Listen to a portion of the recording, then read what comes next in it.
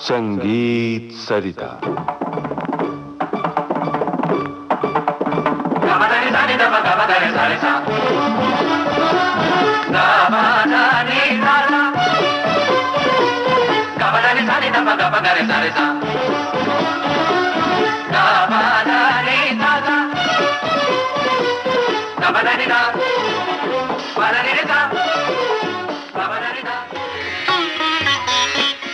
श्रोताओं नमस्कार।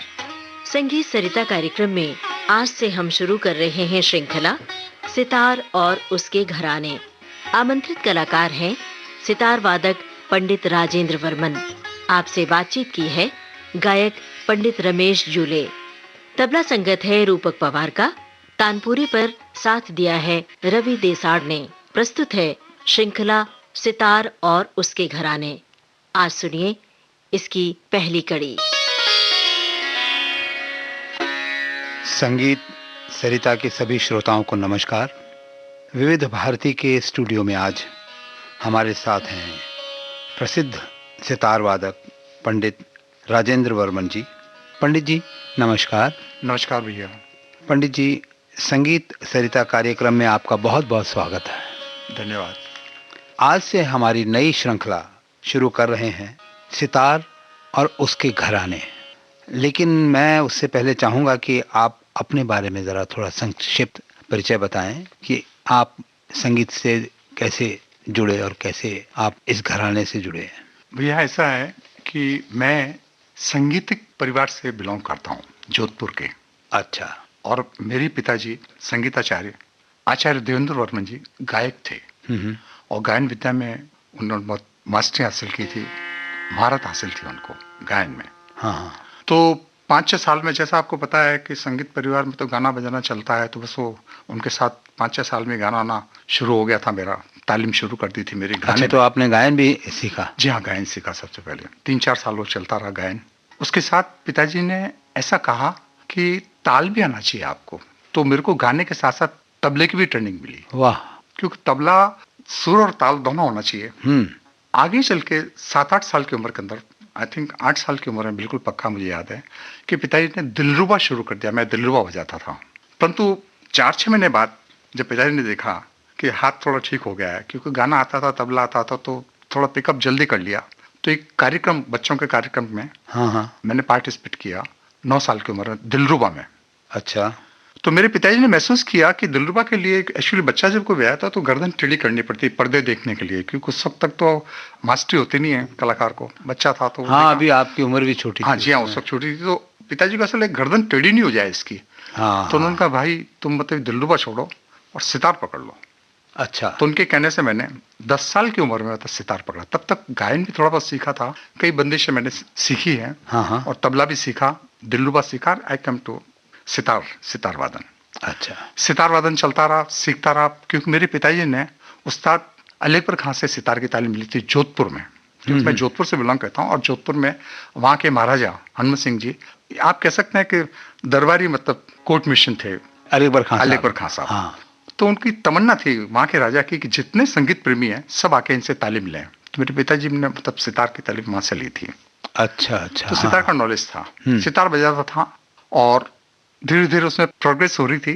किंतु जयपुर में ही 1966 में जब मैं 12 साल का था, तब हलीम जाफर खां साहब जयपुर आए थे और मैंने उनका सितार सुना। और सितार सुन के ऐसा लगा कि मुझे सितार आता ही नहीं है। इतना गजब का सितार बजाते थे उस्ताद हलीम जाफर खां साहब।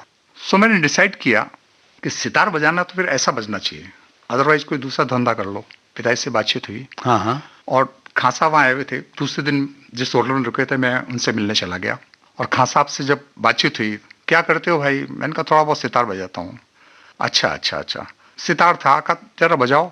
मैंने थोड़ा सा सितार बजाया होटल में उनके साथ। कहने भाई ये तो बड़ा मतलब बिखराव सा सितार है, तुम्हें ट्रेनिंग मत अच्छी मिलनी चाहिए। मैंने कहा खां साहब मैं आ गया हूँ, बस आप मेरे को ट्रेनिंग दीजिए तो मैं आ जाता हूँ। तुम बॉम्बे आ जाओ और 6 महीने में तुमको हिंदुस्तान का आर्टिस्ट बना देता हूँ टॉप। वो बच्चा बुद्धि थी, 1 तारीख को टिकट लिया और बॉम्बे आ गया। उनसे तालीम लेना मतलब शुरू किया।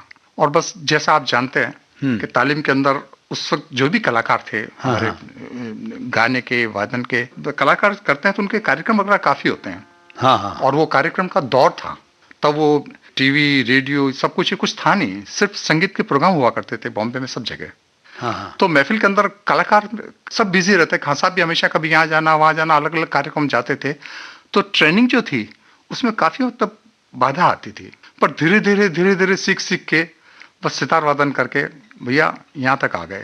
तो थोड़ा सा पंडित जी जरा थोड़ा सा सितार हो जाए। सितार में देखिए ऐसा है कि खान साहब को सुना और देखा मैंने। हाँ हाँ। किंतु मैं आप एक विशेष बात बताना चाहता हूँ कि इस यात्रा में अचानक एक दिन दिमाग में चीज आई। हर कलाकार को कभी न कभी कुछ नई चीज दिमाग में आती है। ऐसे ही एक कल्पना मेरे दिमाग में चल रही थी, रचना, जो न 5 में आती थी, न 6 में आती थी, न 7 में आती थी, न 5.5 में आती थी। अच्छा। पर रचना बहुत अच्छी थी। हाँ हाँ। तो जब मैंने उसको ध्यान से देखा और समझा तो पता लगा 105 में आ रही है। ओहो। और हमारे संगीत में 105 नाम की ताल नहीं है।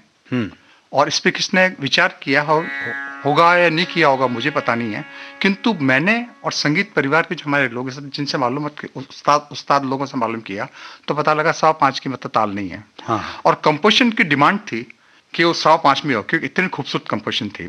तो मैंने उसमें 105 मात्रा में एक ठेका बनाया जिसका नाम पंचमेश्वर ताल। हाँ भाई, अब 1.25 की गत बनाई तो ठेका भी आप ही को बनाना पड़ेगा। हाँ, तो ठेका इस ढंग से है। हाँ।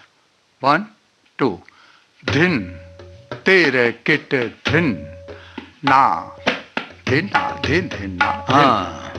तेरे किट धिन ना धिन ना धिन धिन ना धिन। ये ठेका था जो रागेश्वर में तो बजाना चाहता हूँ। अच्छा अच्छा। तो ऐसा है कि ठेका जो है, ऐसा माना जाता है कि खाली भरी के बिना ठेका नहीं माना जाता। वाह, ये क्वेश्चन कई बार मुझसे तबला प्लेयर्स ने कहा जब मैं प्राइमरी स्टेज में था, ठेके को रिकॉर्डिंग करने वाला था। तो ये कहते थे खाली भरी। अब 105 में खाली भरी कैसे होगी, क्योंकि ये तो स्पैन ही बहुत छोटा था। पर बात उनकी मेरे दिमाग में लग गई कि भरी आनी चाहिए। तो हमने खाली भरी के लिए एक ठेका और बनाया। वो ठेका इस तरह था, धिन धा तक तिन ता तकिट धिन। वाह। धा तक तिन ता तकिट। इस ढंग से 105 के 2 ठेके बनाए गए। किंतु मेरी जो रचना है रागेश्वर में हमने बजाया है 105, जिसका नाम पंचमेश्वर ताल रखा है। तो रचना मैं आपको सुनाता हूँ। इरशाद।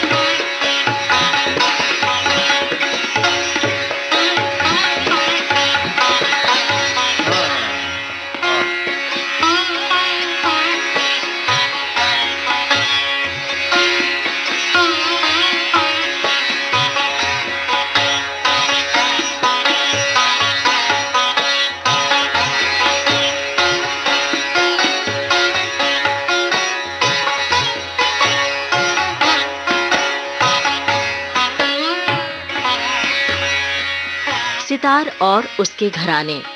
आप सुन रहे थे इस श्रृंखला की पहली कड़ी। आमंत्रित कलाकार सितार वादक पंडित राजेंद्र बर्मन। आपसे बातचीत की गायक पंडित रमेश जूले ने। तबला संगत था रूपक पवार का और तानपुरा संगत रवि देसाड़ का। संयोजन दिलीप कुलकर्णी का। तकनीकी सहयोग विनायक तडवलकर और गणेश शिंदे का। प्रस्तुति सहयोग आकांक्षा सिंह का। इस कार्यक्रम के प्रस्तुतकर्ता रमेश गोखले। कल सुनिएगा इस श्रृंखला की दूसरी कड़ी।